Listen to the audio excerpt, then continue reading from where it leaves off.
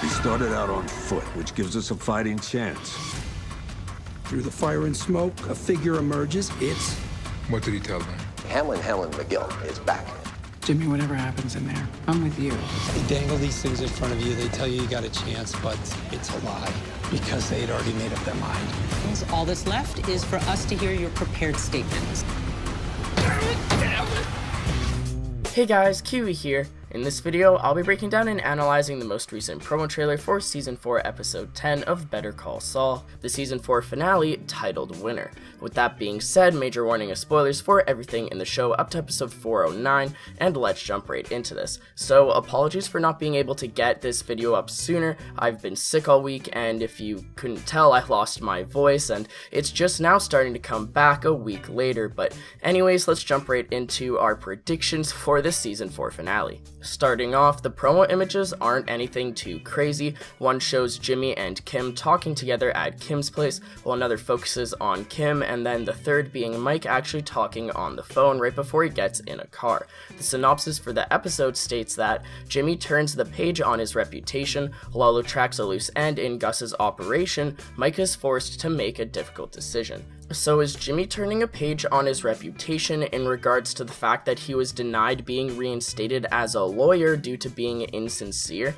How is Jimmy going to change his reputation? Kim kept telling Jimmy that they'll appeal his denial, but Jimmy just kept saying that there's no way that they'll win considering he was called insincere. So how will he fix that reputation? Will he feed a line of bullshit about Chuck to them just because that's what they want to hear, even though he doesn't really feel that way? If he is forced to talk about Chuck, will that cause him to possibly snap? Jimmy hasn't really discussed Chuck's death ever since his compartmentalization of Chuck's death in the first few episodes of this season, so maybe him being forced to talk about him, especially if he's forced to say kind and sweet things about him that he doesn't really mean, such as Chuck being a motivation along with being a supportive brother, will it finally cause Jimmy to snap and freak out about it? As a matter of fact, even though Jimmy not mentioning Chuck is the reason why he was labeled insincere, he doesn't even seem to truly realize the ramifications of that when he was talking to Kim about it. So will Jimmy even realize this and decide to mention Chuck,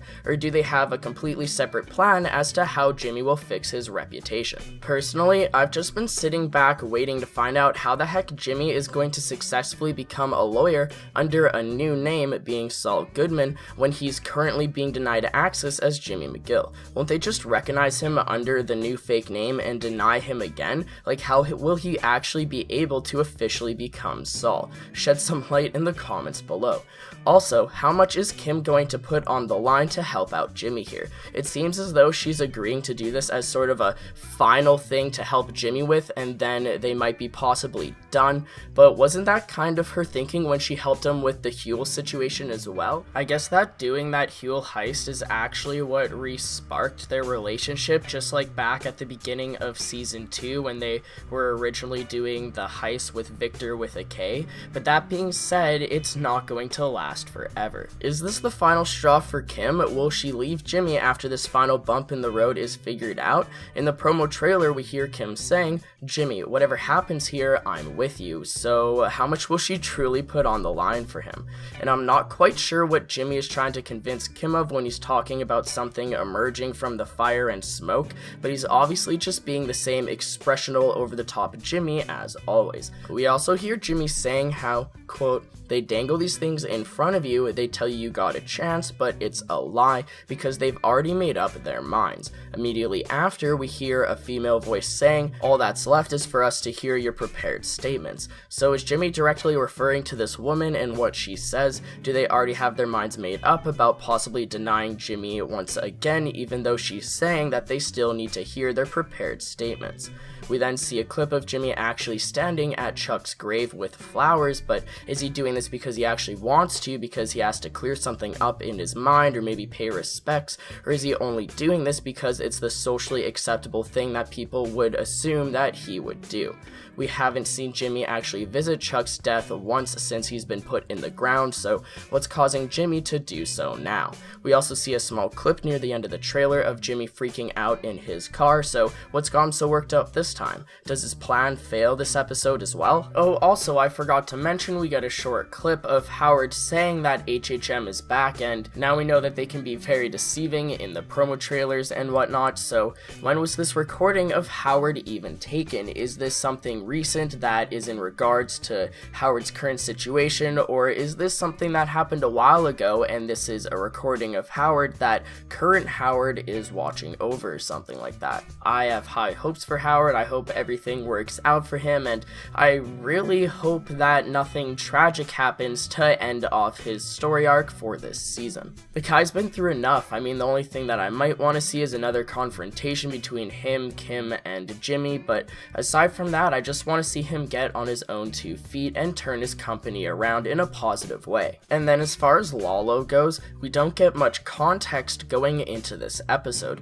Now, we see Lalo staring at a Los Pollos shipment truck with a pair of binoculars, but what is he trying to find exactly? The synopsis states that Lalo will be tracking a loose end in Gus's operation, but what is that in regards to? Does that have to do with the Salamancas murdering that entire gang due to the Arturo death that Gus covered up 10 months ago before the time skip, along with the fact that Nacho is secretly working for Gus? Now, I personally thought that Gus covered that up pretty damn well, so is Lalo instead going to be tracking a loose end in regards to the Super Lab, either something to do with Werner escaping last episode, or possibly their previous R&R trip to the local strip club, along with how Mike left Werner at his bar?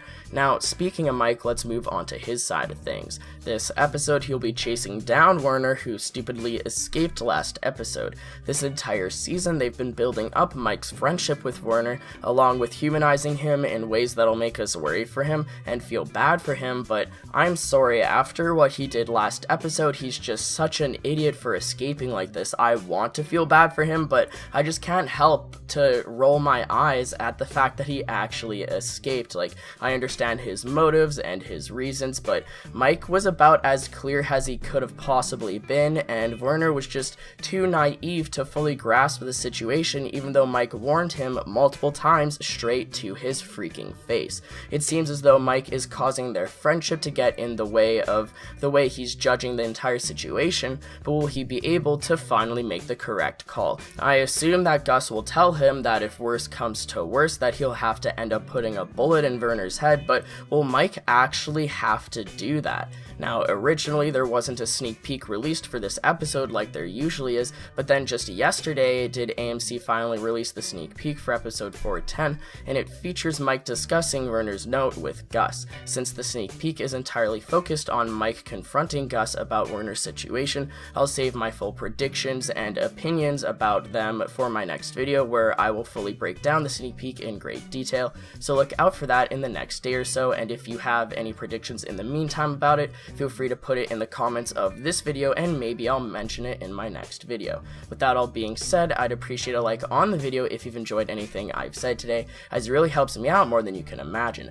Apologies for my crappy voice, but at least I'm able to get this video out in general. And with that all being said, feel free to subscribe for more Better Call Saul and Breaking Bad content in the near future when my voice is hopefully back to normal. And if you'd like to take that extra step in helping support the channel in general, consider checking out the Patreon as well. Also follow me on Twitter too, link to both of those in the description. I'm fairly active on Twitter even when I'm not posting videos like this past week. I'm always retweeting everything I can involving both Better Call Saul and The Walking Dead, along with updating you on situations like the fact that my voice was shot. But anyways guys, as always, I thank you all so much for watching, and until next time, I'll talk to you guys later. Peace out.